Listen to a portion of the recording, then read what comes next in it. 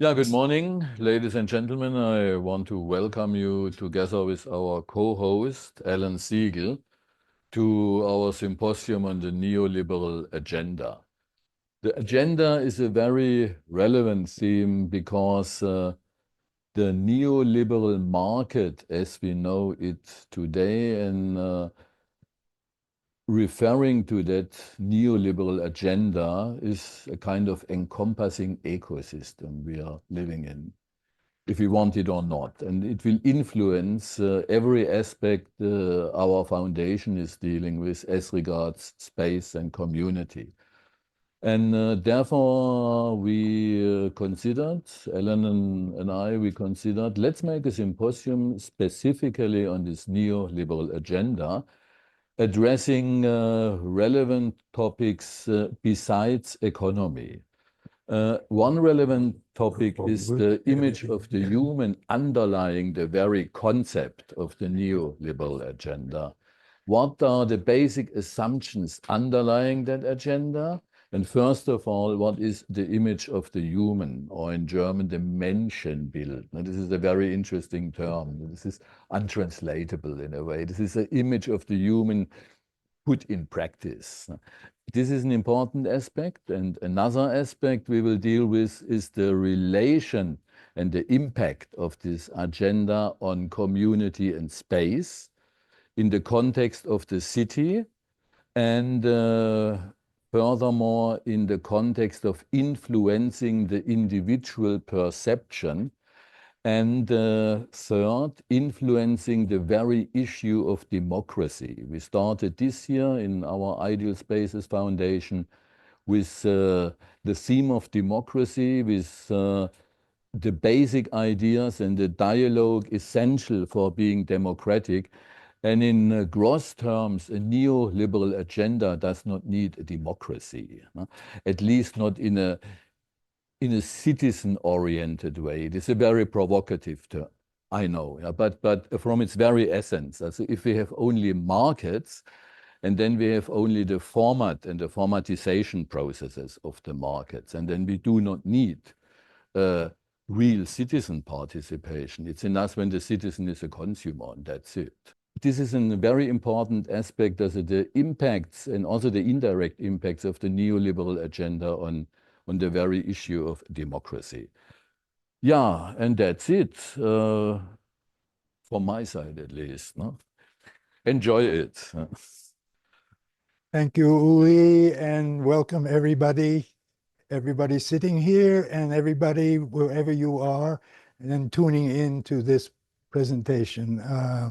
We welcome you all to the symposium, and we have an exciting program that covers a lot of different territory, as Uli has pointed out. This is a multidisciplinary, multi-dimensional perspective on what neoliberalism is all about. And we hope that throughout the course of the symposium that we will be able to unpack these different dimensions and be able to introduce you to the various ways that neoliberalism affects people's lives, okay? It's nothing abstract. Neoliberalism impacts our lives and the quality of our life and the quality of what we can expect for the future of our lives. And we start with this series of pre-recorded interviews. Don't get bored. Also, this is a good intro as regards the basic assumptions, and therefore we brought these three interviews. And then we discuss afterwards. And the first interview, Pleve, is about the genesis of this neoliberal agenda idea also in historical terms. Also, what is the theoretical concept of the original people who installed the whole thing. Right?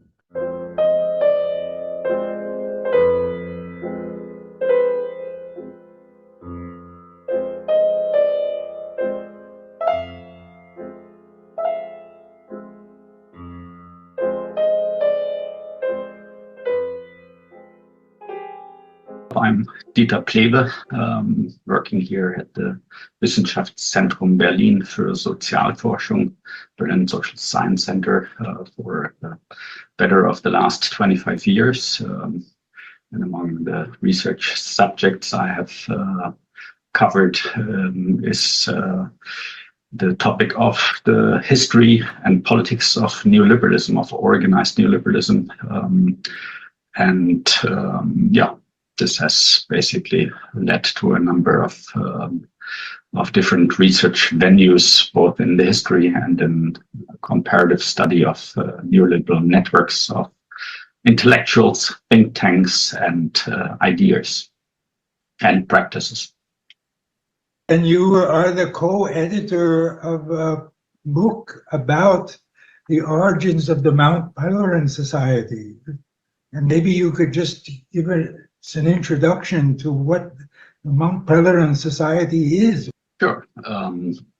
This was basically the research I had originally developed jointly with Bernhard Walpen, a Swiss social scientist. Both he and I, in the course of our PhD research activities, had come across an organized group of academic intellectuals and a few business people, journalists, and a few politicians.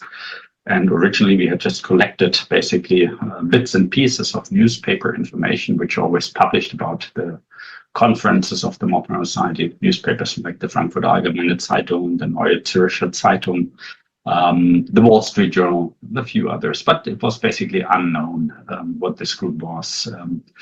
When we started to look into this, it turned out it was basically the group that Friedrich August von Hayek, Wilhelm Röpke, the Swiss businessman Hunold, had founded in 1947, merging basically plans of both Röpke in Geneva and Hayek in London, to set up a group of convinced liberals, basically people who were adamant in the need and understanding the need to renovate liberalism since the 1930s. So when this meeting resulted in basically the founding meeting of the Mount Pelerin Society in 1947 on the Mont Pelerin in the Hotel du Parc, that's above the Lake of Geneva, the Lake of Geneva.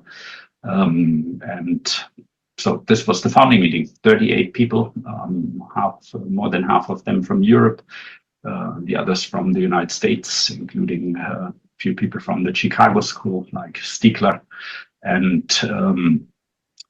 And here it was, where the group basically set up a discussion on a wide range of topics. So by no means just economics, really. So like everything from philosophical, political perspective, interesting to discuss and understand the crisis of the time and to develop essentially an agenda. Maybe we should go back here for a second, because the 15 of the 38 had already convened in Paris in 1938 in the colloque Walter Lippmann to discuss Walter Lippmann's book, The Good Society, which was basically at the time so like a very hot book for European and American liberals living in this, what they perceived as a huge crisis, not only of the advance of Soviet socialism, Bolshevism, and German Nazi fascism and Italy's Mussolini fascism, but also the reforms of the New Deal in the United States. And so Lippmann had basically adopted a lot of the analysis of Ludwig von Mises and British August von Hayek to distinguish between a liberal and a totalitarian order. And with totalitarian, he didn't refer to like Hannah Arendt, to the sort of like absence of political and other freedoms, but basically just the absence of economic freedom. So here we have for the first time an essential element of the neoliberal agenda, that economic freedom is considered the basis on which everything else is built. So in turn, this also means that you can compromise on all kinds of other dimensions of freedom, social, democratic, and so on, if you just secure the economic part of it. The other way around, according to neoliberal ideas, doesn't work. And so in Paris, basically, this meeting, which was at the time under the umbrella of the League of Nations, so it was a one conference in a series of conferences.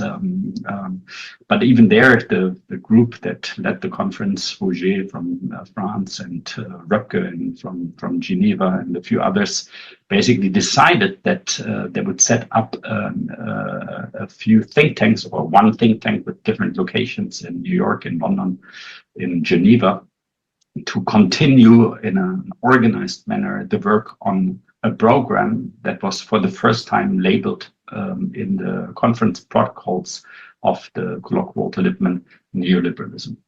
And basically already in 1938, so we should understand, we have the precise birthplace and birthday of what we today still continue to discuss as a neoliberal project. In your point of view, what are the major elements making up this agenda, based on the premise you already mentioned? As the economy is the base of freedom, to make it short.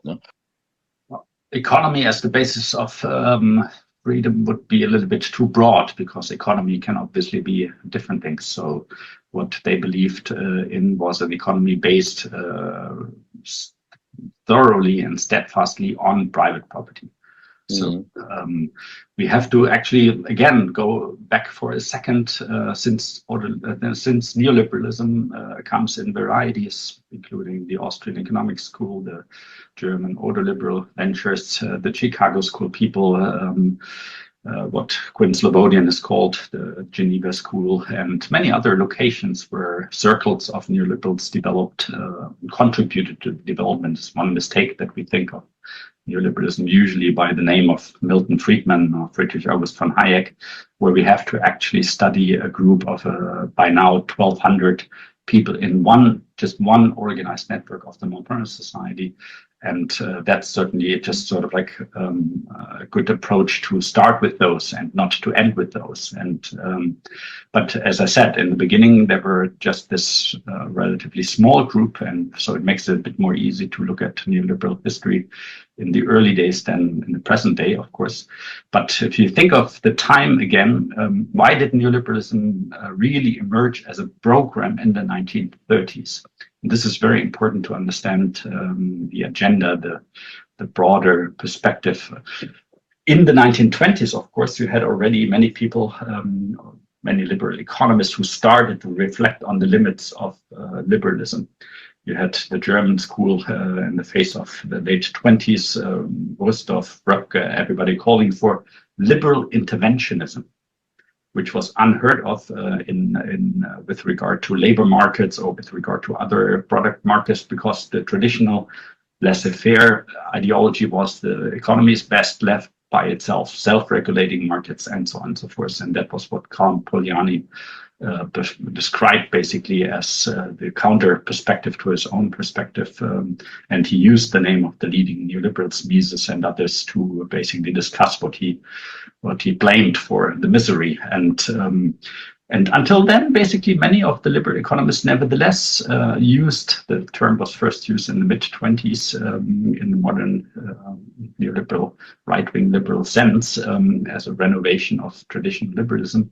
It was still used mostly in the perspective against Soviet collectivism, against socialism, and not yet as a critique of the traditional liberal perspective, which had basically naturalized the system of capitalism. And only after the Great Depression and the basic total failure of liberal economics to deal with the depression, to basically cope with the problem of half the workforce in the United States being unemployed. We know the history of Germany, and only then, basically, more and more, it kind of there was a process of realization that traditional laissez-faire economics does not suffice.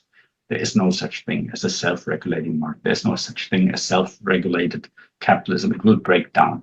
And so this was the moment when many neoliberals agreed that they had to be in the competition on how to reform institutions of society, of economy, social relations in general, in order to compete with the competing proposals. Imagine, on the one hand, collectivism.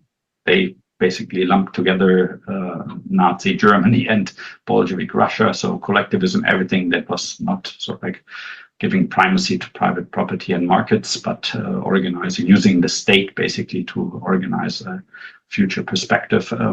But also the incipient social liberalism, the forces that were basically very important in the New Deal or in the UK in the early welfare programs. So basically the other neoliberalism, the social liberalism that endeavored to support society by the welfare state, so that people are no longer subject to the risk of the capitalist market relations.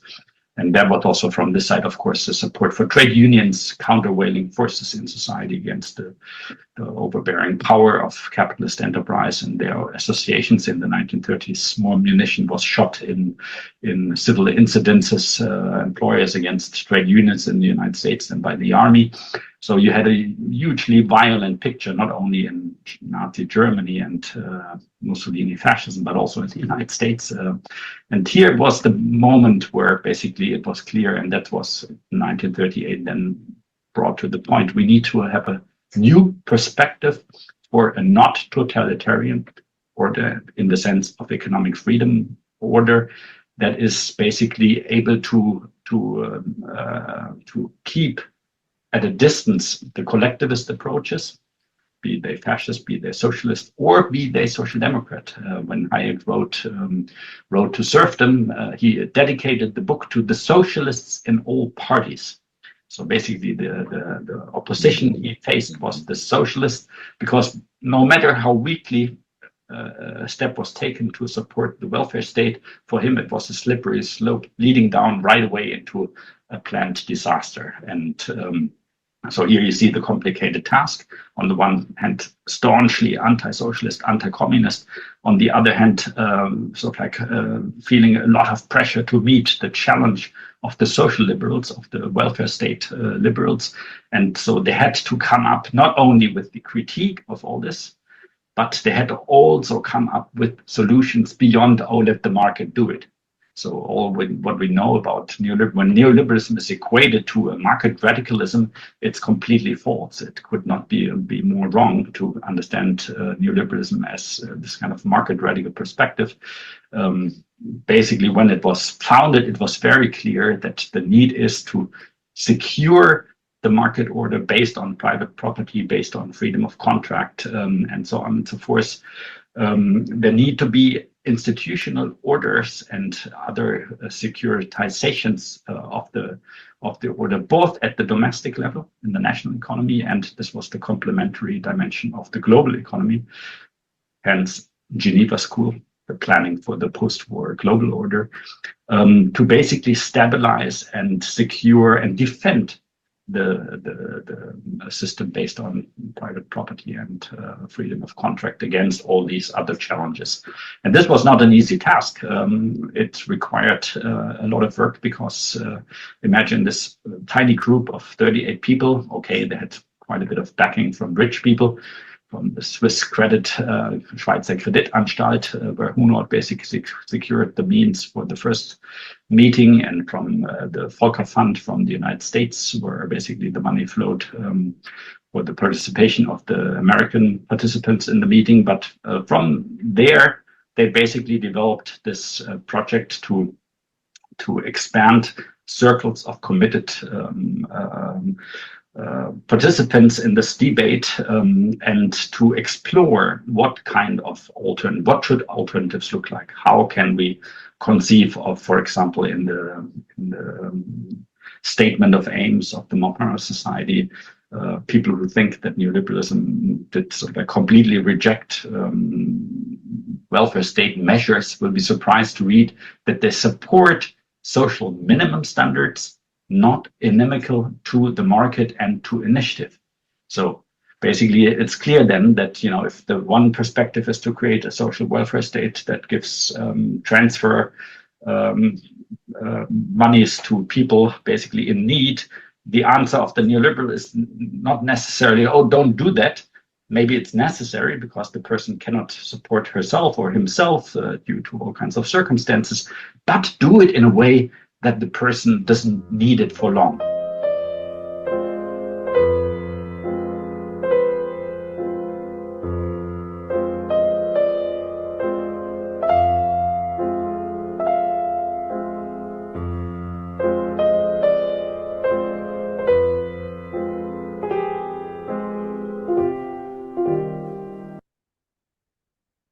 Very short. This is the beginning of the neoliberal agenda, and it's very interesting to see what have been the what have been the triggering forces. So to defend to defend oneself against forces of a totalitarian origin, according to program.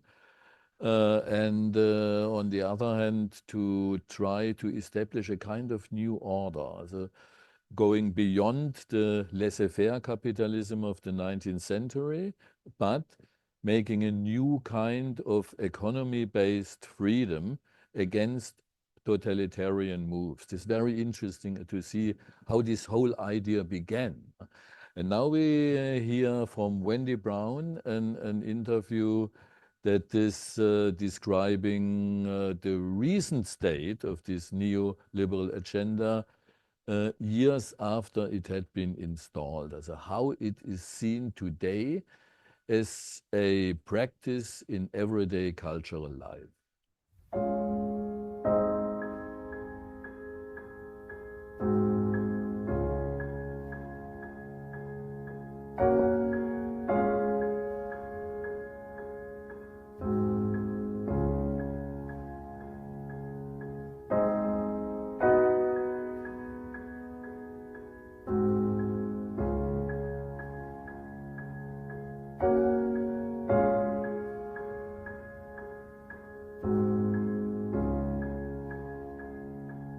Okay?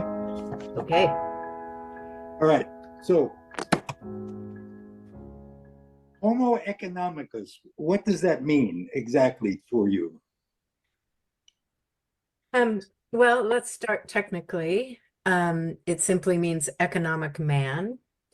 And when we say Homo politicus or Homo economicus in the world of social or political or economic theory, we're usually referring to an understanding of how we behave. So if I say what neoliberalism has done is reduce us to Homo economicus, I'm saying that it's reduced us to economic actors. We're only actors who think and act through an economic rationality.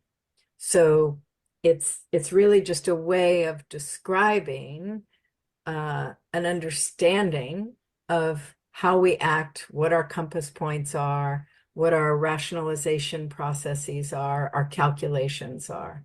And one of the arguments I make in a 2015 book, Undoing the Demos, is that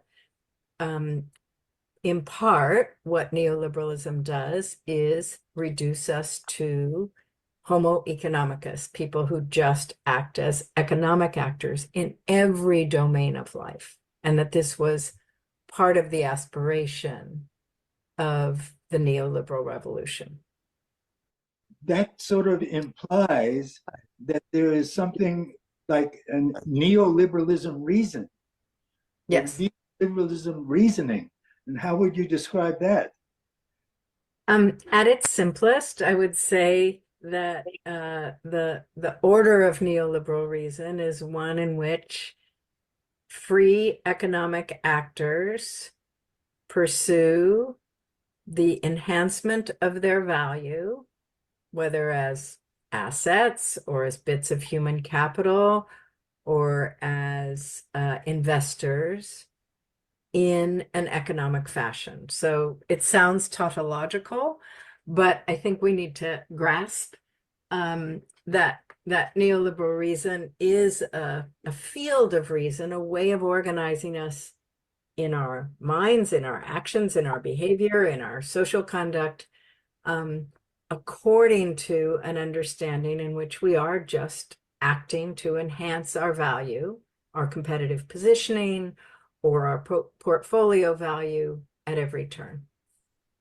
So, And just to give a sense of what we would contrast there, that means we're not acting on behalf of society, we're not acting on behalf of the social good, we're not acting as Democrats with fellow Democrats to figure out how to make our world together, rule the powers that human beings generate together. So there's a whole lot missing when you reduce the world to Homo economicus. so that then what follows from that is that there implicitly there is a denial of what is the common good. Yes, well, the classic neoliberal understanding is that we achieve a common good by simply pursuing our own interests. The classic, I'm sorry, neoclassical understanding is that we achieve a common good by pursuing our individual interests. Neoliberalism complicates this a bit by staying with the idea that nothing is gained from states or a ruling class or any other organized entity imposing a common good. And in fact, a great deal is lost. The neoliberal understanding is that when that happens, not only does it flirt with a totalitarian impulse, some dictate from on high for everybody about what's good, but it also disrupts markets. So the idea in the neoliberal understanding is that markets sort everything, and especially through the mechanism of price, and that the best possible outcomes for the common, as it were, are achieved through the pricing mechanism, through market outcomes. So a neoliberal would say, oh no, there's a common good. It's whatever the market delivers.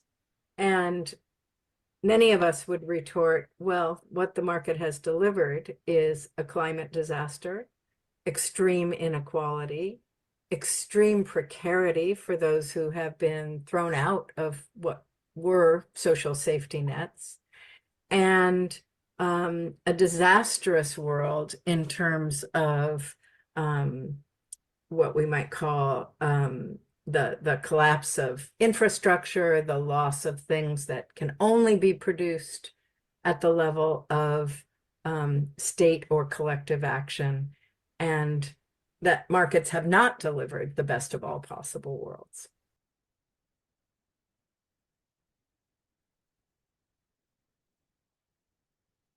I chose this word purposely, the demos, because it's at the root of our word democracy, to suggest that one of the other effects of neoliberalism, besides catastrophic environmental collapse and climate change, besides gross inequalities, besides profound social disruption and despair, but one of the other effects of neoliberalism has been the disintegration of a democratic people. So when I say neoliberalism has been undoing the demos, it literally disintegrates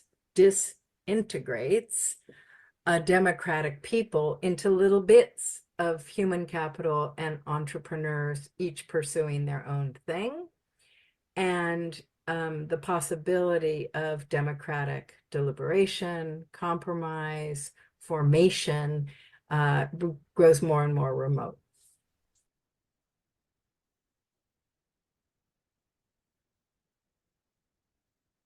I mean, citizenship, if it has any political meaning, is more or less reduced to voting.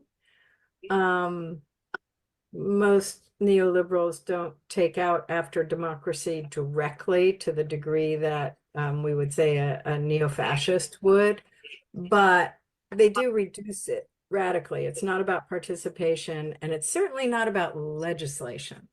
So the important thing here is to understand that neoliberals like Hayek and like Milton Friedman understood that legislating the good, whether it's in the form of welfare states or social justice or anything else, is always flirting with totalitarianism and with market disruptions. So the value of a citizen is not to argue for or seek state transformations or state projects that enact the good, but simply to vote for this or that leader, nothing more. And leaders in turn are simply to facilitate market societies, economic growth, the production of new markets in new fields previously occupied by a state or by social projects.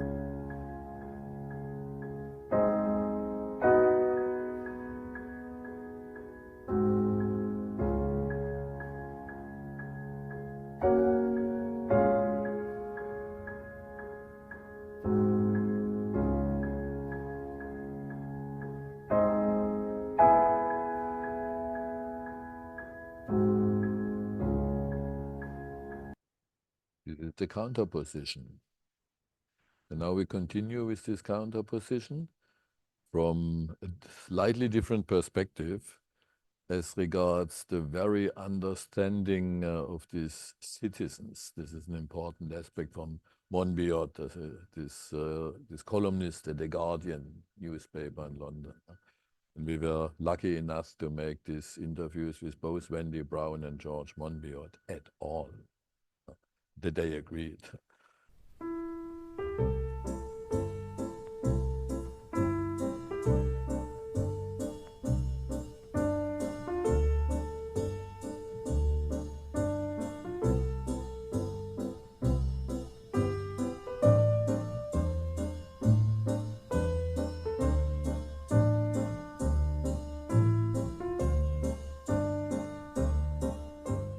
What we see around the world as a result of neoliberalism has been the privatization of public services and the great degradation of those services as a result, has been a global war on nature and ecosystems as the regulations which would have protected them have been stripped away, similar assaults on working people and their pay and conditions, and a great curtailment of democracy, of protest, of trade unions, of the power of voting, because that power has generally shifted away from democratic forums and into offshore or other spaces which are out of the public view.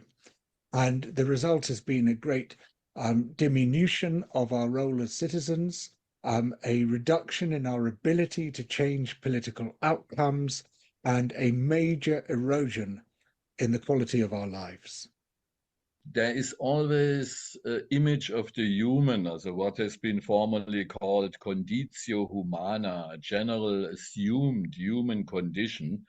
And according to this neoliberal worldview, what kind of human beings? Also what image of the humans there is behind it? Huh?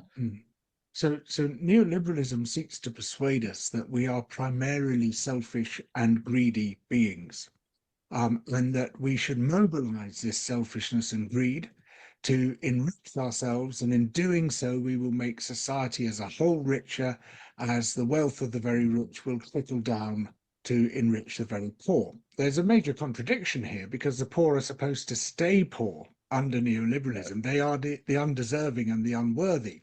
So how and why money is supposed to trickle down from the rich to the poor is not really explained in neoliberalism, because if that were to happen and the poor were to be enriched, it would conflict with this fundamental belief that there's a natural order of worthy rich people and unworthy poor people.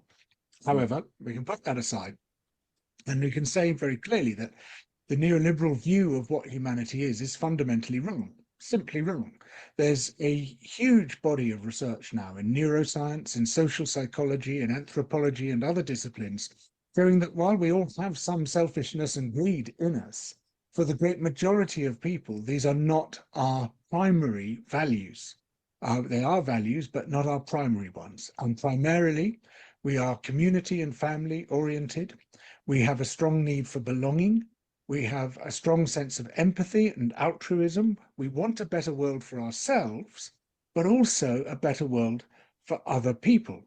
But there is a very small percentage of people, about 1%, whom we classify as psychopaths, for whom selfishness and greed are the primary and dominant values. Now, sadly, those people tend to be wildly overrepresented in powerful positions, in politics, in business, and elsewhere. To put it crudely, we are a society of altruists governed by psychopaths. Mm-hmm. So within the neoliberal worldview, like you hear lots of politicians talk about democracy, but within the context of the neoliberal worldview, what is the role of the citizen? You know, we are all citizens, but what is our role as citizens within the neoliberal worldview? Neoliberalism seeks to minimize our citizenship. In fact, it almost seeks to dismiss our citizenship and describe us instead as consumers. And it would be very convenient if we were just consumers and we came to see ourselves as consumers, as indeed many of us have done, because consumers have no power. You know, the whole idea of the great consumer democracy, well, it was a myth to begin with because some people have more votes, i.e. more money than others in the great consumer democracy. But also, as a consumer, you can't really change anything at all. You can buy a different brand of biscuits, which might be more ethical, but that doesn't address the system, which is fundamentally unethical. It doesn't address the oppressive nature of that system, the exploitative nature of that system. And that's by design. People, who promote neoliberal ideas want us to be passive. The attempt is to atomize and rule, to break us apart so that we do not present a threat to capital and a threat to power. And Margaret Thatcher, who was the first fully neoliberal prime minister in a rich nation, she really laid this out. She said, society, what is this thing called society? It does not exist. There are men and women and their families. So it was a very clear manifesto. She wanted to split us up. She wanted to stop us engaging in civil activity. She wanted to stop us forming organizations which could challenge and confront power. And that is really fundamental to the neoliberal message. We are all alone. We are sole operators. We are so-called self-made men and women, as if you could be such a thing among the most social species of mammal that has ever existed, with the possible exception of the naked mole rat. You know, how could we be self-made? How could we be isolated without falling apart, without losing our mental health? And in fact, this drive to split people up, which neoliberalism has done so successfully, I believe is one of the major reasons for the epidemics of poor mental health that we see in many parts of the world.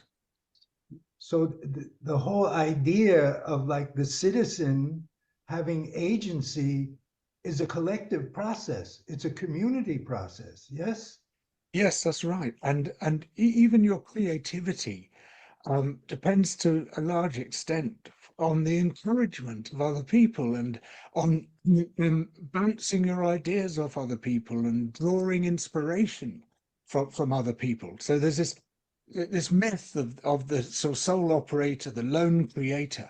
But actually, when you look at the most creative people in society, whether it's in science, whether it's in the arts, whether it's in literature, there are people who have a rich community of fertile minds to help them along and to draw upon. But another aspect which neoliberalism draws very strongly on is this idea that some people are fated to be worthy and some people are fated to be unworthy, which really, in some ways, neoliberalism is very Calvinistic. It's a very Calvinist worldview, that there are those upon whom the light of the invisible hand has shone. The finger has pointed at them and said, "You are the good people." Yeah. And there are those who are cast into the outer darkness because they are not destined to be the good people. They are the undeserving poor. And it divides people into the deserving and the undeserving. And it treats that as an inherent property. Very interesting in Friedrich Hayek's book, The Constitution of Liberty, published in 1960. He treats wealth as a virtue in its own right, regardless of how that wealth was achieved. And he makes the point, it doesn't matter how you got rich. You know, he doesn't actually say you can steal money to get rich, but basically that is, you know, implicit in what he is saying. And whether you inherited it, whether you get it fairly or unfairly, it's simply good to be rich. And by being a rich person, you are a worthy person and you are a hero to society and a pioneer. And you will strike a new path for society that others can follow simply by virtue of being rich. And it doesn't matter how absurd and obscene and how gross you are good because you have money. And you know, there was a strand of Calvinist thinking which saw the world in quite similar ways. You know, you know who has God's grace because they are rich. That's how you can tell. And you know who's going to go to hell because they are poor. That's how you can tell. And this has become quite a powerful strand in certain US evangelical movements, which find themselves aligning very comfortably with neoliberalism.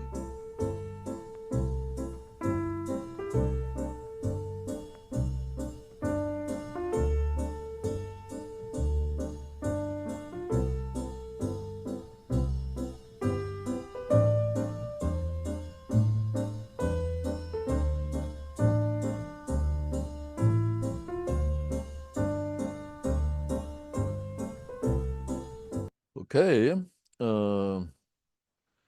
here we have some positions and perspectives. We can start now following our basic method of the flowchart. We can start now to speak about them. What is your opinion? What is your experience as regards these topics addressed?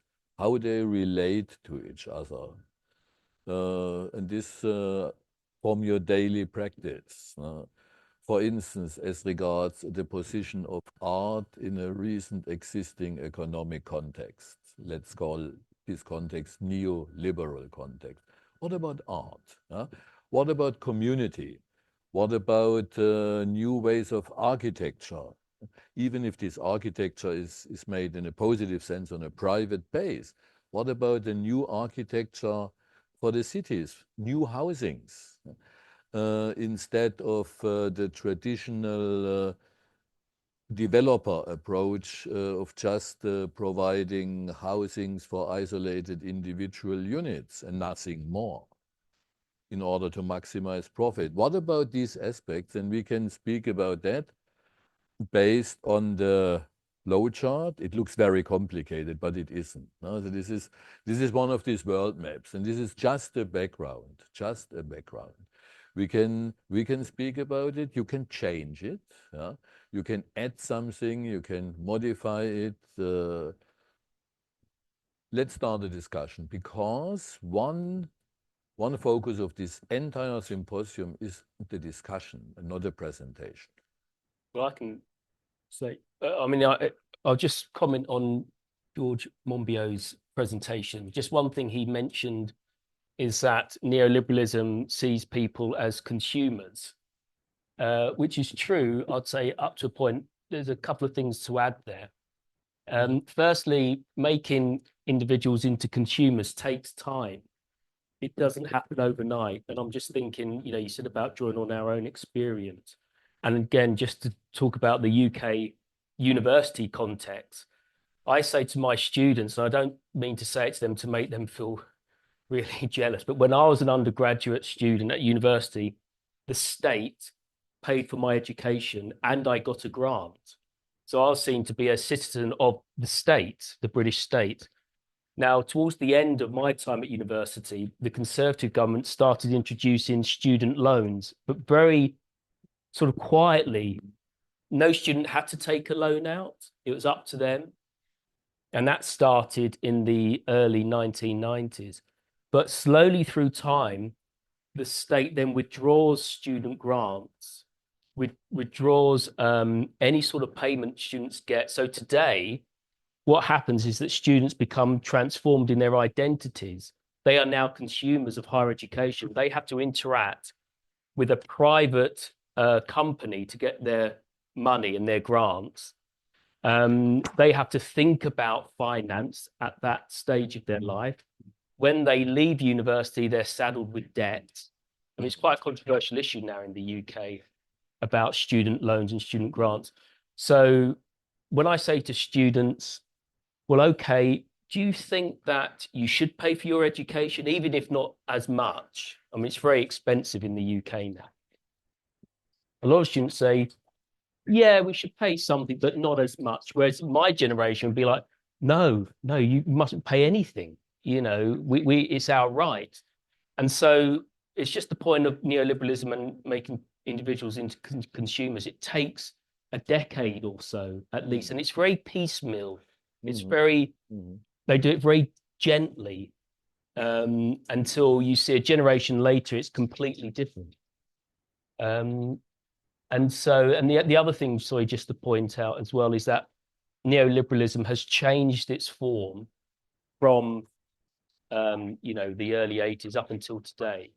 You do have, you know, different types of neoliberalism. You have early neoliberalism, you know, which would be personified in the UK by Margaret Thatcher, the rolling out of neoliberalism.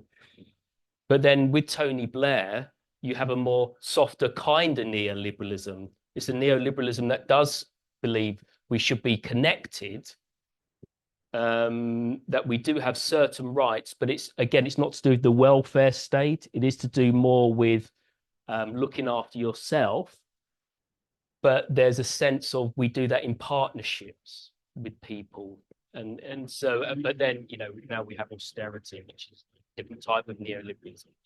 But it has transformed. And obviously neoliberalism in the UK is different to neoliberalism in Germany or elsewhere, you know, in the world. But you know, that's a few thoughts anyway.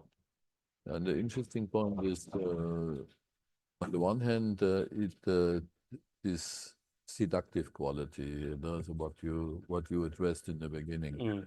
It becomes part of your interpretation of the world as an individual person, the need for competition. And the other interesting aspect for me was this line of evolution as regards the neoliberalism in practice in itself. So how the different states are and how the different developmental stages of this, let's call it, neoliberal order.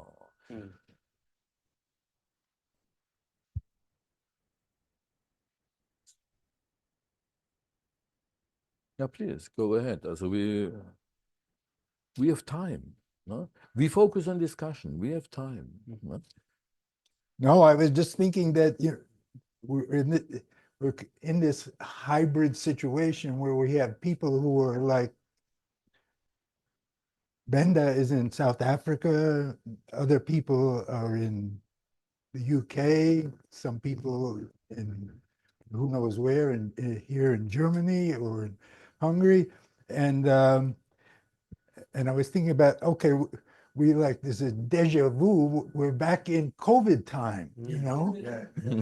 So we're trying to figure out how to have a conversation with people who are here in this room and people who are distant, okay? And how do we talk about some of the issues that people have raised in these presentations? And so we can start wherever you like and whatever you're thinking about. I mean, maybe, to put it crudely, maybe what people are talking about here is bullshit, you know? Maybe it doesn't make any sense, you know? And maybe it has no real impact on our lives, okay? These are good points. Let's start.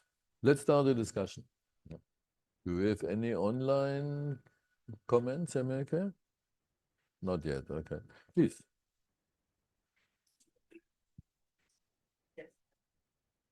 It's just a thought that came to my mind. I'm working for the municipality, and we try to fund artists for their projects, for example. And the problem is always that there is no salary. They get only money to produce Mm-hmm. the artwork, but no salary. But they have to make a living, and so they have to find other ways to finance, and then there is no space for creation, for creativity, for their art. And I feel this neoliberal agenda a lot. There are people in the municipality and also around saying that artists should think more economically. I think it's crazy because everyone is highly depending on financing and have maybe to compromise their ideas because they have to find funding from companies or people that you know what I want to say. Yes. And I think that's really dangerous to that people cannot pursue their art and creativity because they are forced to be economic people, and I think that should be that should be not the case. It's an interesting aspect.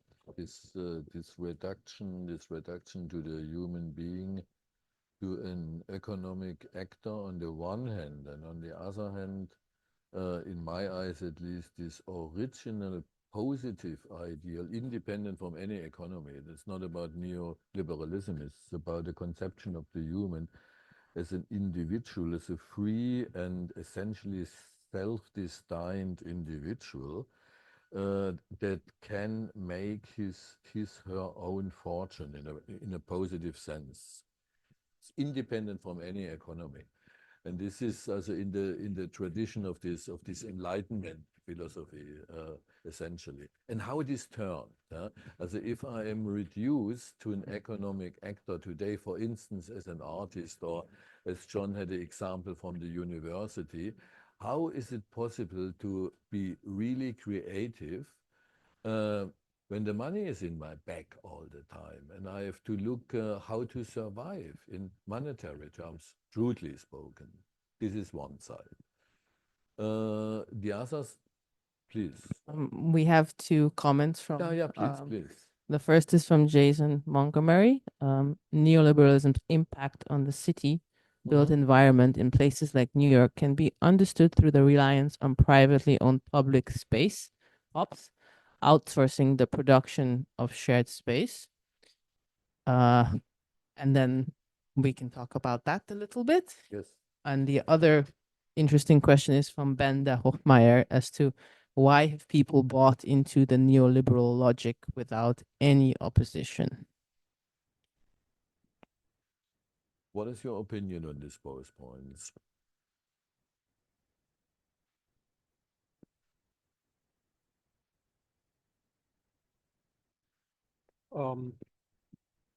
I think on the second question, Ms. Hofmeyer, is it? Hofmeyer? My opinion, and it's only my opinion, is you had liberalism for many, many years, which was in a different format, which was based on the democratic principles, which were sort of forged in constitutions in the United States, and in Germany, of course, we have a constitution also. And over time, economically, things were taken over by master corporations and people in government that basically sided with big industrial concerns because of cash flow and so forth and so on. And then I think what happens is when you're somebody living in a city, whether it's in the United States, Germany, France, wherever, South Africa, and all of a sudden your government is working with big industry, and for your survival, to have your apartment, to have your food, and to do things, you have to work to make money. So you become an economic pawn in a master plan that's been set up by big government and big industry, which has kind of distorted democracy in the first place, because no longer is really democracy for the people. It's democracy that's kind of been hijacked by big business, big enterprise, and big government. So I think that I don't think people really had a choice in many cases, because if you have a family and you can't feed them and people are going to starve, are you going to reject the principles of making money? It's a very difficult choice to make. And I think the new, or the neoliberalism or the new liberalism is based on a different formula from where the original liberalism started. And it was sort of, contorted, if we can say that. And I think that's where it started to go wrong. But I mean, my question to people is, it's easy to criticize all these things, but does anybody have a solution to this? Does anybody have another way to go? Does anybody have another plan? Something that can replace or slowly dissipate neoliberalism and still hold on to democratic values? I also want to comment on Benda's question, which is neoliberalism is also a very Western idea, and it also deals with the fact that you are breaking down society to individual elements. And frankly, society has bought into the idea of the self-made man, everybody for themselves, which, coming from other societies where community is more important than the individual self, that can clash. And I think when it comes to the self-made man, you have the idea that you want to be able to do everything yourself, but technically it's only those people who have a lot of money who can get away with this. Otherwise, you have to make a lot of compromises. And it's not by accident that unions, everything has been broken down, because collectively humans have a lot of power to go up against the state or corporations or big enemies. But to have this collective power, you have to make tremendous amount of compromises, which is very, very difficult. So I would think that that's probably also why everybody buys into the idea of having your own personal power. But when you actually look face into the cost of personal power and the cost of community power, then a lot of people don't have the practice of being in a community and saying, like, I'm going to be a little bit less so that everybody else can be a little bit more. And I think this also kind of relates to Jason's question about outsourcing the production of shared space, because shared space is about common responsibility. And getting 10 people to take care of a garden is a very, very big project. If you want to say Monday, Tuesday, Wednesday, who's going to take care of it? Therefore, it's easier to say, I will pay somebody to do it, and then everybody could chip in with just money. But the moment it becomes a transaction of money instead of time, the power shifts towards the person who is doing the outsourcing, the business, rather than the individual people who are chipping in to make sure that the garden gets cut, the grass is cut, etc. And this is even more powerful when it comes to public spaces, because what we have seen is a lot of times public spaces kind of get privatized in a very weird way. So an example is in Budapest, Corvin, behind, where they built a plaza on an actual street. And that street, legally, it has to stay open 24/7 because it is a real street and people need to be able to cross through. But if you're walking home at 3 a.m. in the morning after a party, the security guard will look at you like, what are you doing in here? Which is a very blatant way of privatizing public space. Though legally it's still public, but socially there's a whole lot of more expectations on you as a private person, how to behave in that public space that wasn't there before. That is a very good point from the daily practice. And as regards the point of Jason Montgomery, there is a general tendency at the beginning of the 2000s already. It's called the so-called splintering urbanism, in the direction what Emeke said. You have a former public space subdivided into more or less private units, time by time. This is I think one essential effect as regards this relation between space and community. It's the bare feeling in which kind of city I'm living. For instance, I experienced it in Paris when there's a street, then there's another street crossing, and you cannot go into this other street because, in fact, it's private property. It's a gated community here. It is a community, but not of people cooperating, just of people having bought the private property of the ground to live here. This is no community. This is also important in regards what has been said by Monbiot when the human being per intention and per ideology, per worldview, has to be reduced to a consumer. And then I consume my private ground, I consume my life, I consume even my personal success. I do all as a consume this, and I'm an isolated individual consuming the world. And a bit provocative, and the final stage is the world as app, as we have it now, technologically assisted. The ideal consumer has the world as application. He can apply anything and everything. He can apply a trip to Venice, also if he's money. He can apply this and this download as images, let's say from India, from other exotic places. The illusion is that when I am a consumer, I'm more powerful, technologically assisted, than I had ever before as a human being. The dream of enlightenment came through consumerism. This is this line of neo-mythology. Just to hop back to Jason, so he mentions that the primacy of private property is clear in much of the urban formation of American cities, where speculation limited or eliminated the potential of integrating shared spaces. I think that's a very important point. Not only in the United States, we had a meeting in a political party. We had a meeting how to revitalize public spaces, and we have visited the city of Ulm in Germany and compared it to the Karlsruhe situation a few years ago.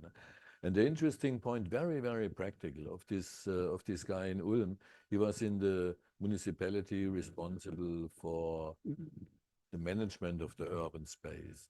Very practically, he said, look, a majority of the urban space has to be kept in urban hands. So the city is the owner of the space and not just some private person. It's a very simple means to protect at least a remnant of a public space to be refurbished into something different later, via art, for instance, or no matter in the direction, but we need a common space. So the common good reduces itself to physical space, what we have available here, and how and what is the access to this available space. If it's only private, then we have no access as a community, as a citizenship. Only single individuals are those owning the space, and that's it. But if we want to have a common space and this old idea of the common good revitalized, if you have a common space and then large parts of the urban space, for instance, must be in the possession of the city and not of private persons. And what Bennett mentioned is that neoliberalism mobilizes the idea of constant threat or danger to legitimize the privatization of public space, which is how the public gives up on the public space so that they don't have to be afraid.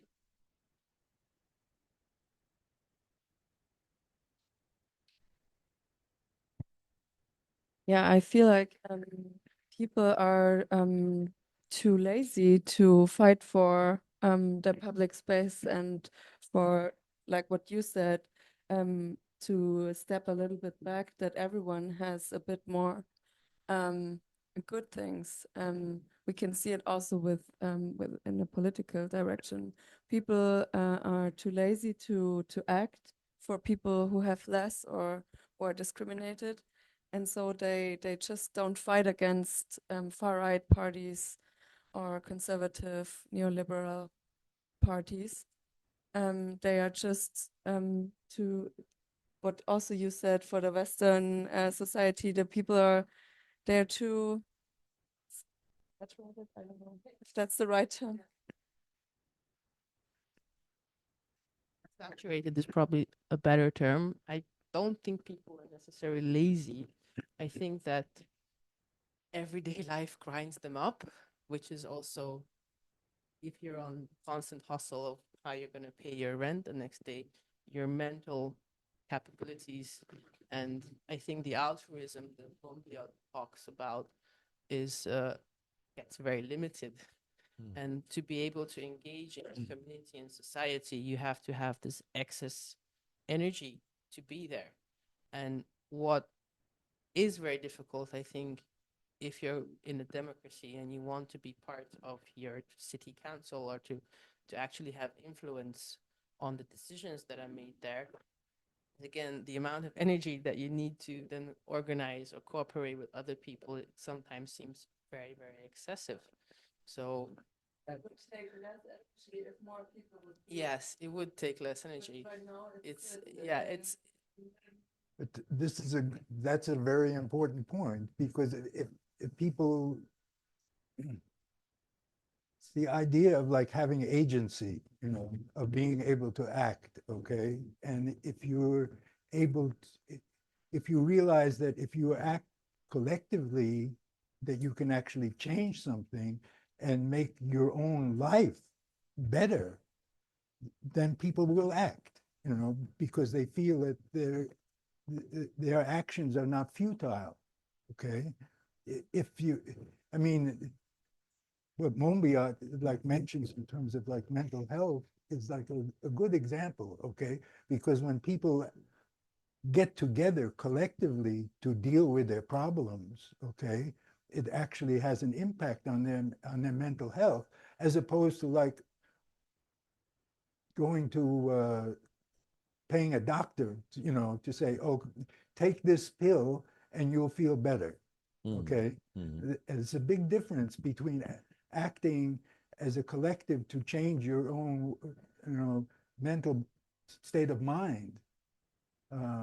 Yeah, but a lot of people who are engaging with social matters, they are alone, and they burn out at some point because they try everything, and then they are just not enough people because everyone else is too saturated. As we heard, it's not implemented in the institutional structures or academical structures to be powerful enough to have the courage to go into a collective movement. That's what I often hear. It's so hard to go there to realize that it's not the economy who is the first aspect to work on. Maybe it's a social structure, but to have a view on the art market, for example. I think it's a perfect mirror for the neoliberal structures, because there you hear in the you are yeah, I don't know, at the university or in a Kunstakademie, and there you will hear for a lot of years they say, if you are alone, you will be the best artist. If you focus on one single gallerist person, one single gallerist person, you will be the best artist, and then you will have a chance to go into the, let's see, big art market. And then if you're trying to focus on a more collective way to build up a new structure or a new business form, you are a danger for the other one. So the old system is so, maybe it's the system who is lazy and not the people, because you have to change the academical structures, and you have to teach that maybe economy is not the best focus, but the lobby of politic agenda is, so near to the agenda of economy, so you can't separate them. So you will always teach in those institutional structures, be alone so you will be the best. And then the moment you will go or step into a collective movement and you will focus on, let's say social structures or shared spaces, you will lose. That's what I experience, because you are dangerous for them in this moment where you focus on another point than economy. So I think it's difficult because you need those educational structures, and you have to show people that it's maybe not the best way or not the social way to focus on economy or the individual. And if you're going one step back and saying, okay, maybe it's better to focus on a common aspect, you are dangerous for the economy. That's what the art market shows, I guess. Yeah, that's an interesting aspect. This dichotomy, meanwhile, a dichotomy between certain kinds of social activity versus individual activities, and the worldview behind it. And this is Western, as America addressed it. This is a typical, as regards the basic assumption in the history of ideas. It's a Western concept, and the concept of a free individual acting in a liberal way is no bad thing, and this is the tragedy about it. It's a good ideal, so to say, a very good ideal, but it depends on the context. And as Grant Rainham outlined it, when this context gets diverted from a truly free market into a kind of oligarchy of a few companies cooperating with some powerful politicians, where there is in fact no free market any longer in such a situation.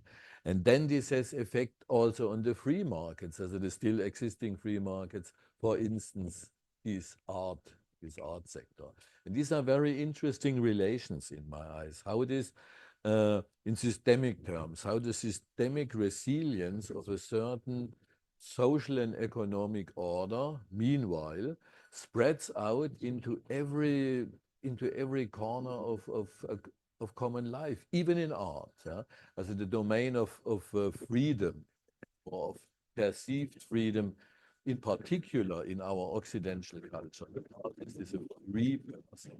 It's not anonymous like in the perception, like an artist or a Chinese artist. No, we are re-expressing ourselves to the latest since in European Renaissance. No? And then, and what came out of it. This is a very, very interesting development thing.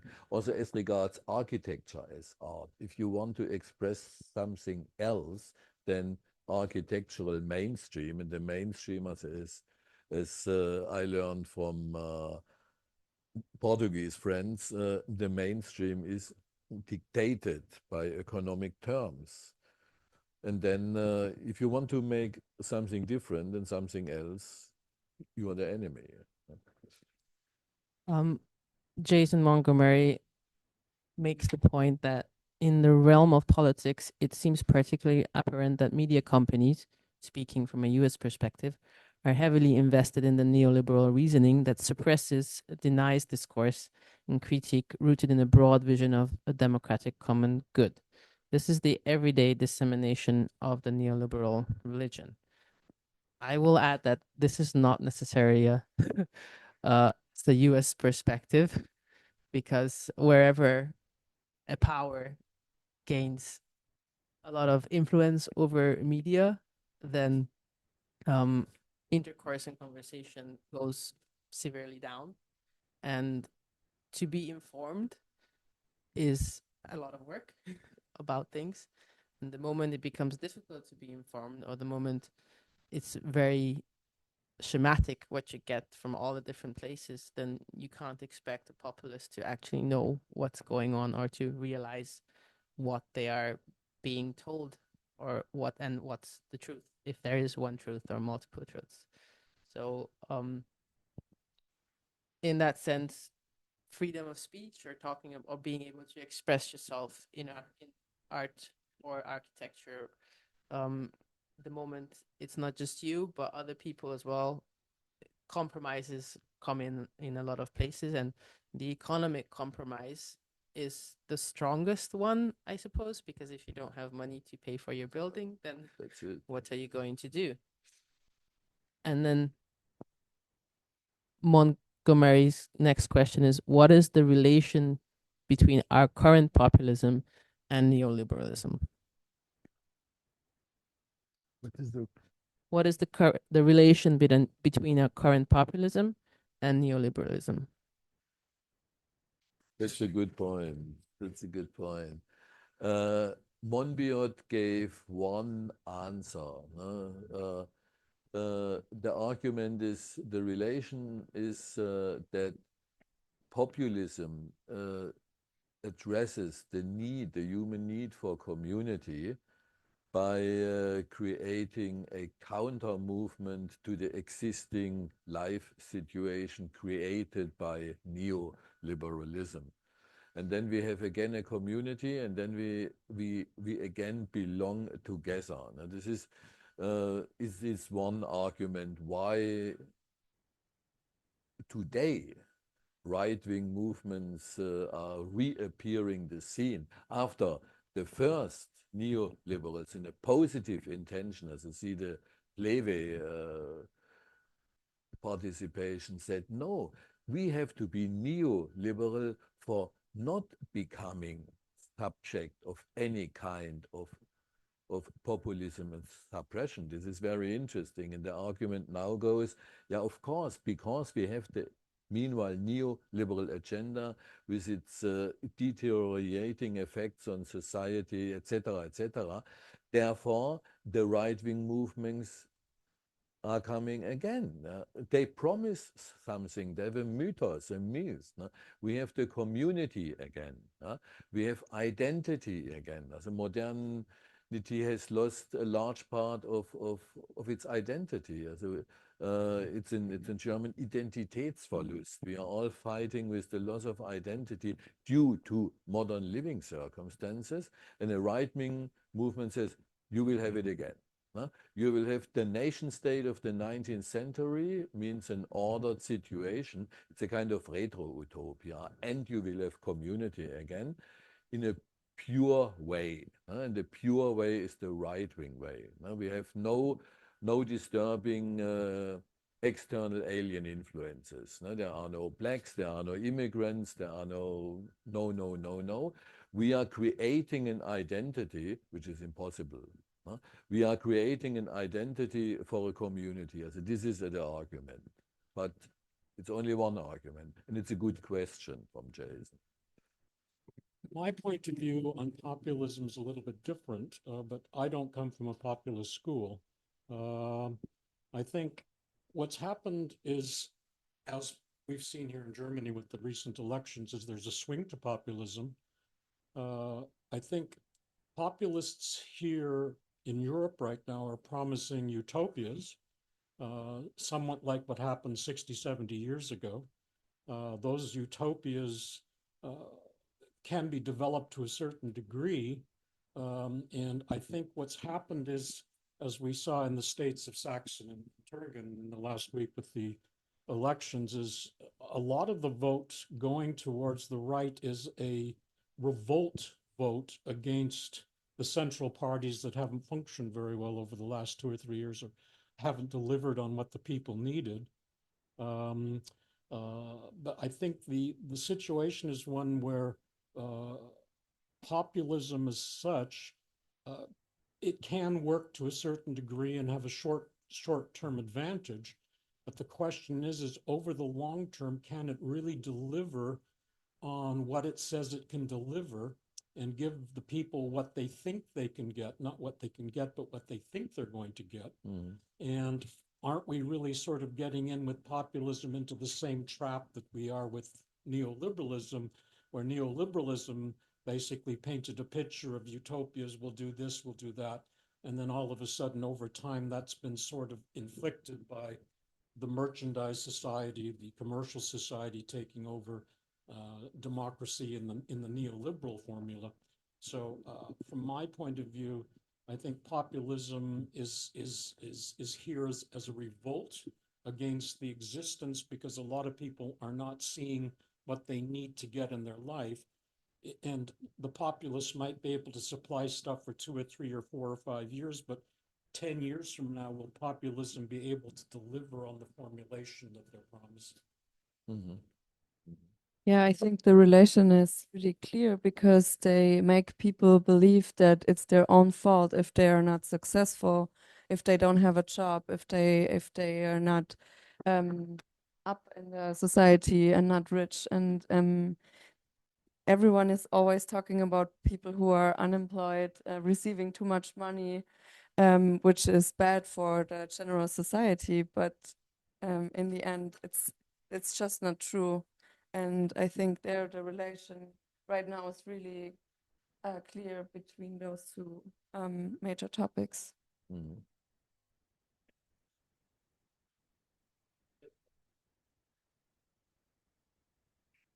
Yeah, no, it's a really interesting question. I think the other point to make is that some people labeled as being populist have been on the left. So there have been, in the last decade or so, there have been new left-wing political movements in America, in Britain, in other places in Europe. And often the mainstream media will label them as being populist, that these left-wing movements somehow appeal to the people against an elite. Now, what's interesting there, I think they're wrong in labeling these movements as being populist. I mean, in the UK, Jeremy Corbyn, when he was leader of the Labour Party, was often labelled as being a populist person. And, you know, if you looked at what he was advocating, it wasn't populism. It was sort of very worked out, concrete social welfare policies, social democratic policies, really. But the people labelling these left-wing movements or sort of progressive movements of populists are often, and I say this in inverted commas, sensible neoliberals. You know, so if you look at the last American election, not the upcoming one, but between Biden and Trump, when Biden just about won, obviously his camp would label Trump as a populist, but both Trump and Biden are neoliberals. So that's the interesting thing to me. It's sort of neoliberals name calling each other often. But the other thing is that I say liberal or progressive left-wing groups are also often labeled as populist by sensible neoliberals, or people perceived to be sensible neoliberals. You know, so Biden is seen to be sensible and a centrist, but he is, you know, more or less a neoliberalism, I would argue. So yeah, it's quite a weird one with the populism label. I think it's bandied around just to name call, you know, to accuse somebody of something. I understand your point, but I think you got to get away from the individual and you have to talk about the movements. There's individuals in every movement, but when you talk about the movement itself, whether it's neoliberal or populism or whatever other formulation you want to do it, I think that basically you have to look at the broadness of the whole movement and what it really is stating and what it wants to do in terms of socioeconomic political things. Like we had I go back to the election here in Germany. I'm sorry, people all over the world, that you don't live here in Germany, but basically we had elections where the AfD, which is considered a far-right party in Germany, basically won one state and came in second place in another state, which, you know, fine. they won a state, it did good, it's a rightist movement, it's fine. But there was an article just yesterday that one of the leaders of the AFD said, now that we've won that state, now we have to pull Germany out of the European Union like England was pulled out of Brexit. So there's a master plan behind this. That's not just an individual, there's a master movement plan. And where is that plan going in 2 years, 5 years, and 10 years? How is that going to affect all these people if the AFD, for instance, and I'm not using them as one example, but it's just because we're here in Germany, or even the far leftists who also won a lot of seats, basically, if they were to pull Germany out of the European Union and NATO, where does that place the population relative to future work, future business? Because we know in Brexit, for instance, there's been some good things from it, I'm sure, in England, but at the same time, it's caused a lot of upheaval, economic problem, and a rise in costs, right? So Yeah. that's just a point I just thought I'd like to bring up. Yeah. But I think the point that John makes about Trump and Biden, about both of them being neoliberal, is like an important point, okay? Because people tend to focus on the rhetoric that comes out of like Trump's mouth or Biden's mouth and not look at what is behind them, okay? And what are the movements that are behind these people? And this is where the neoliberal agenda becomes like some kind of reality, okay? Because there's an historical framework, okay, which like Clever points out, you know, there's a network of people that are like orchestrating things in terms of what they think is the best image of society that they can project, okay? And in terms of like public understanding of all of these different factors is very limited because within the popular media, the discourse is basically ahistorical, you know? It's so like you leave out all of the history. You leave out the history of like collective movements, you know? It's like when you're thinking about like, as an artist, okay? I have to make it on my own, okay? And what is eradicated is the historical framework where artists, what Monbiot is talking about, artists were part of communities, you know? It's like when you think of like the Bauhaus was a community of artists who were feeding each other ideas and inspiration, okay?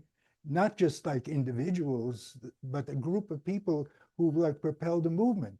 You know? So it's like, if we only see things within the present moment, then we can't think of like things in any kind of historical perspective.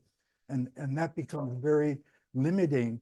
And I must say that like social media like perpetuates this kind of atomization where we feel disconnected with people and we feed on the illusion that we're a part of like some mythical community, you know. Zuckerberg always talks about that, you know, about Facebook, you know, we're a community and so forth. But we're only a community at a particular moment in time, not in any historical sense. Yeah, but in the case of the Americans, you know, Biden and Trump, who really is behind Biden and Trump? I mean, what is really behind them? Is it a movement, or is it a financial set of major companies and entities that want the governments to basically give them what they want when they get voted in the next time that they're doing their business? I think you have to be very, very careful with that, you know, because there's a separation between the people and who's behind these people. Specifically, what do you mean by that? I don't think the people have any representation with the political people that are running for president anymore. No. They've got to vote. I mean, we can all vote for a Trump, or we can all vote, well, if we're American, we can vote for a Trump or we can vote for a Biden. But are Trump or Biden and the parties that are behind them and the companies that support those movements, are they really working for the individual and the people of the United States of America? But I think we have to look at like political processes from like the grand narrative like of different political parties, okay, down to like the level of like cities and communities within cities, okay? So for example, that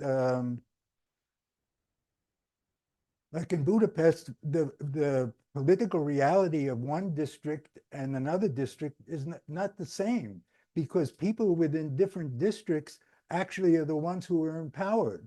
They can act on the housing that is in front of them. They can act on the parks that they visit and so forth. And the people who are up here in the different political parties, they don't give a shit about what is going on in the park, okay? Across the street from me, okay, because of the heat wave that has been going on, you know, that we're all experiencing, that the parks in my district, they close at 9 o'clock. That is the legal restriction. But because of the heat wave, all of a sudden the parks are open 24 hours, because people go out into the park because they have to go into some place where they're not like sweating to death, you know, in their apartments and so forth. So it's like on a local level, people are able to act and be able to change things, who actually feel like empowered to be able to change things. Yeah, but it's an interesting aspect. This community aspect addressed from different perspectives. The first perspective is in a meanwhile existing neoliberal ecosystem. Grant's point on the political level, who is behind the respective political actors? Without going into conspiration theories. It's not about conspiration, it's about systemic resilience. The next point as regards the community aspect is what is the incentive? What is the incentive besides an immediate need? Your Budapest example is an immediate need. Parks have to be opened because it is bloody hot. And this for a long time. But besides that, Möke's point, where is the incentive to engage in a community? And there must be some incentives. For instance, I have seen in London, the visit, I have seen a communal gardening. So people really congregated to make a common garden. And I spoke with some of these people and I said, it works since years. Or we have even on the level of formal citizen participation on the level of municipality money. We have this example from Porto Alegre in Brazil. It works. So on an institutionalized level where citizens are actively involved in making the budget for their own city. This is something. Means it is possible, and it is not just a hope, a kind of utopia. And in former times, when we have been less consumer educated and less saturated, let's say in the 1920s, the latest, there was the idea of community present, but today, I give a shit on it. No, the question is, for me at least, do we have incentives in the existing situation to find new solution in the direction of community? It is one thing also to criticize the existing system, and it's another thing to get drowned by this critique in getting fainty. We cannot change anything. So this neoliberal system is too mighty, too good related, their network is too good, etc., etc.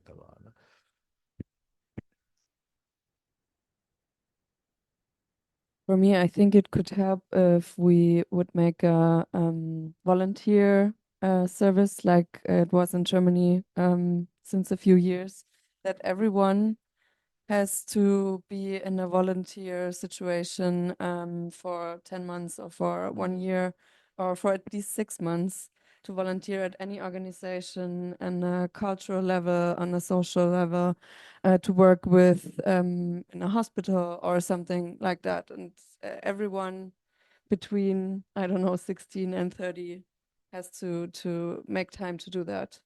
And it should be mandatory for everyone, because I know a lot of people, a lot of my friends, they did this civil service, and they never expected to like the work or to do that. And now some of them they studied economics or something, and then afterwards really went back to that and work in the social sector because they once saw it and they once saw the impact. And if we have enough people doing that, everyone has also more respect for the work and thinks more of others, and then the individual person is not in the focus, but you do something good for the society. And I think that thought should be implemented with that. And this direction based on personal experience. When you are living and working in a forced community, so like in the civil services or in the army or so, and then you are forced to cooperate. It's very, very simple. And via cooperating, you get to experience the positive sides, the pleasures of cooperation. And as like in this garden community, I was really surprised. Or even in my time in the civil services, I was really surprised at first. My God, I'm forced to go into a community, in a formal community, me as an individual do not want to be a part of. This is against my liberty, this is against my idea of freedom, and so on. And then after some while, it was fantastic. You get meaning, you do communal work, and therefore you get meaning in your work. I'm not only working for myself alone in order to pay my rent, in order to survive. It's more. Work becomes more. This is the positive effect. And the interesting additional point is, it needs a frame condition. It has to be organized by the state. There must be a legal frame condition, very undemocratic, made by some managers of the state who say, okay, we will create here the frame conditions, new frame conditions where perhaps, in the best case, a new social life can evolve. But we speak about frame conditions. And this is not neoliberal. I personally think that it's much easier to volunteer if you get a little bit of pay for it also, because then it's not a decision between me keeping my job and experimenting with what I might be interested in. So as again, people do have their self-interest, and the moment you can sneak just a little bit of economic positivity into something that's compulsory, then it's not as painful. But then again, it's a very different policy when you start because volunteerism is supposed to come from you and from the heart. But at the same time, if you get a little push, then it's much more easier for people to open their heart up, because not everybody has the background to make this decision. Yep. And Jason has a very interesting question. So how do movements in architecture like the traditionalist movement fit into this neoliberal debate? For example, many traditional urbanists see Jane Jacobs' observations as the foundation for a human and community-oriented urbanism. Others critique traditionalism as a nostalgic movement with non-democratic implications.